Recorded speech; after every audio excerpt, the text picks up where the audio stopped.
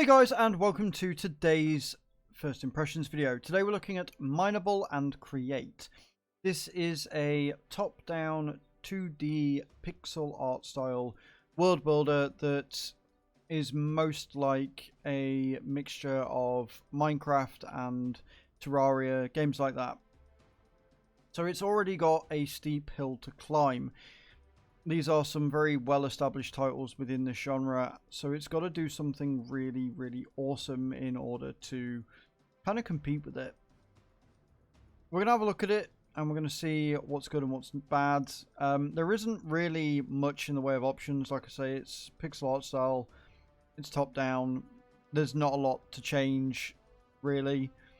The controls don't seem like they're rebindable either, and the tutorial is kind of non-existent. Like, it's you press F1 and you get an entire like script about what to do with what thing, and it's there all the time. But honestly, tutorials need to be, for me at least, they need to be interactive. They need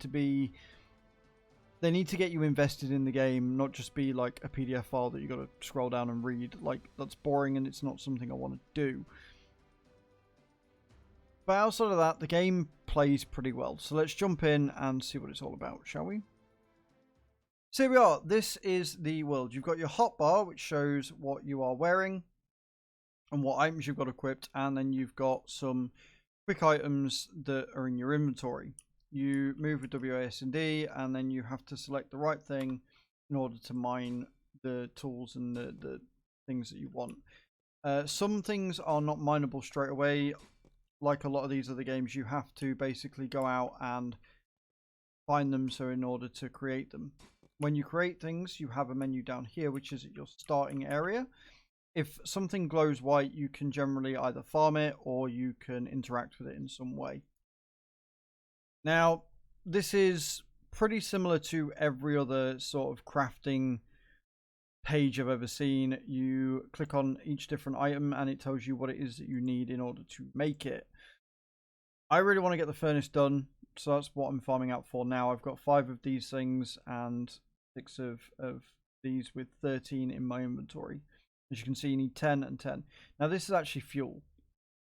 I didn't know what it was. They don't have tooltips, which is a bit of a shame. It'd be nice to know what it was I was farming.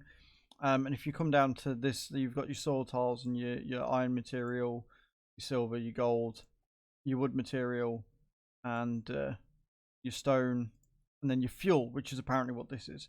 So what you have to do is you have to go around and find the black, like, rock mounds, and then you put each of those into there, and it will craft it into your fuel for you.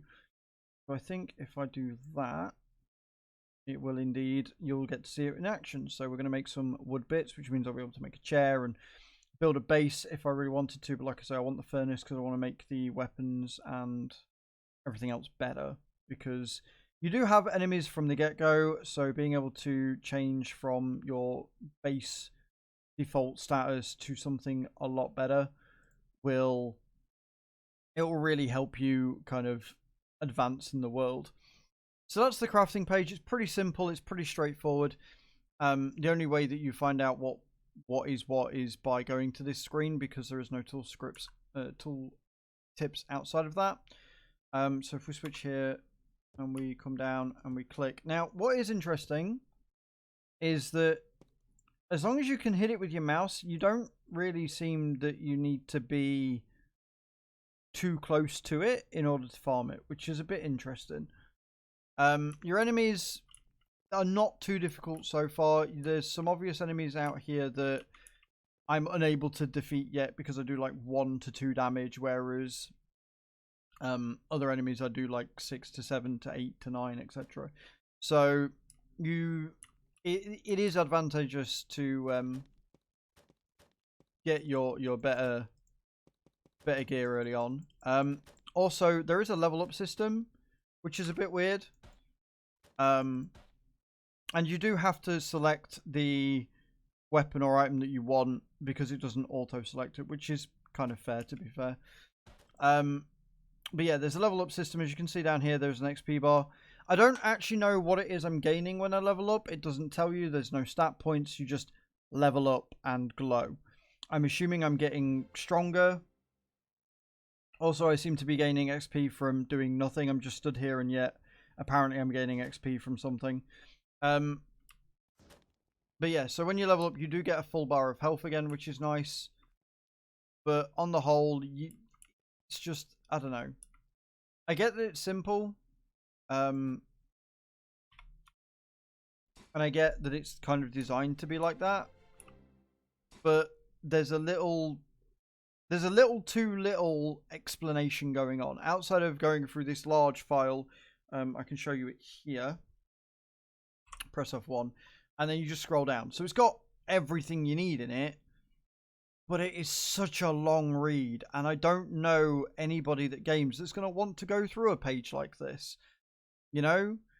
Like, it would be much better to have an interactive thing to say, oh, to build, go here, and you can get this, and you need to farm this, and this is how the crafting system works. Like, I don't want to sit and read a wiki in order to know how to play a game. Now, luckily, I've played games like this before, so it's not like, terrible.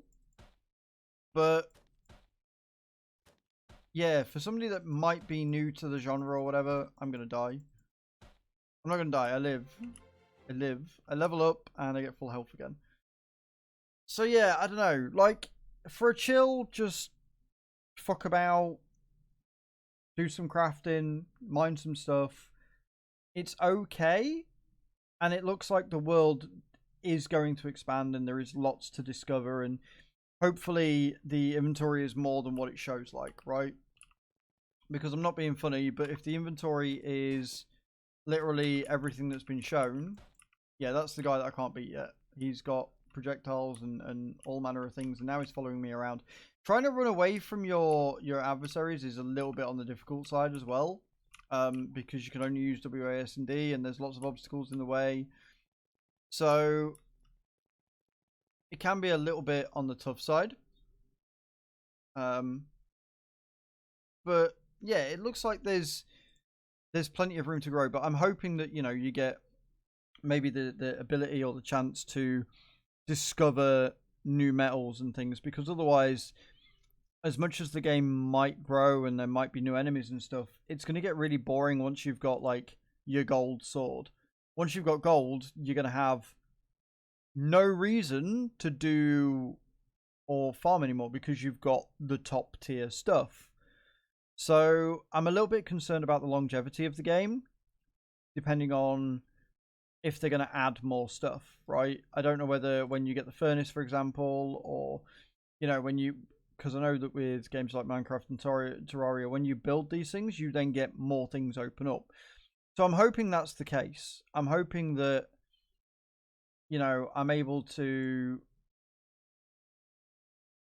sort of do that. I'm hoping that I'm able to learn and discover new items that I can build, because otherwise the game is going to be very flat, very two-dimensional, and not be a lot of fun to play.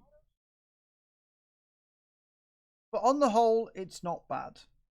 You know, I've definitely played worse kind of versions of this. I've definitely played worse games. The nice thing is as well, you can make the world as big or as small as you like within the options that you get. So you get like a 512 all the way up to like a 2048.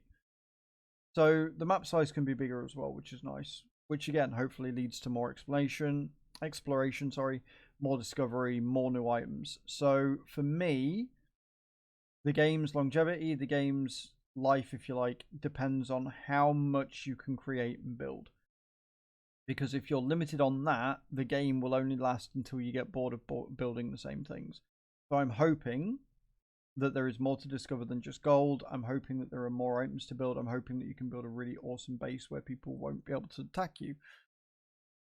But there you are, guys. This is Minable and Create. It came out yesterday on July 5th.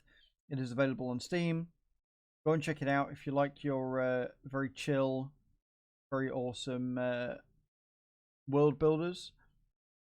Let me know what you think. If you play Minecraft or Terraria, can you see yourself switching? If you've been looking to get into the genre, is this like a good entry level to the genre? Let me know in those comments, guys. And don't forget to hit the like button as well. And subscribe if you haven't already. Thank you very much for watching. And I hope to see you all next time. Ciao, ciao.